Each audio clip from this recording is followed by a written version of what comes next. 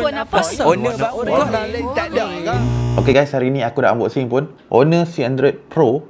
Design yang macam, tak boleh tipu lagi, macam iPhone 17 Pro Max.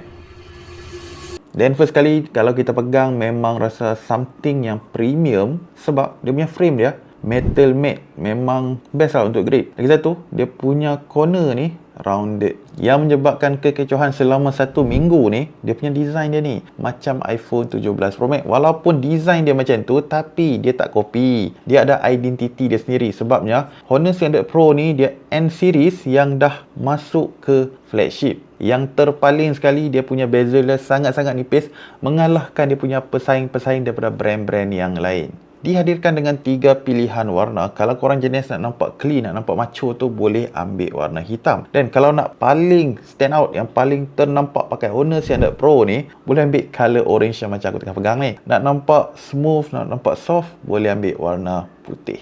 Dan dia punya spek dia pula, kita jumpa dekat next video tau. Tapi dia punya kamera dia paling 200 megapiksel. Aku nak recap balik apa yang aku cakap pada awal tadi. Untuk Honor C100 Pro ni, dia memang feel flagship. Dia dah masuk flagship dah pun. Tapi aku nak tanya, agak-agak kan, berapa harga market dia nanti Apa-apa pun, dapat tak dapat, boleh komen kat tepi ni. Thanks to Honor Malaysia.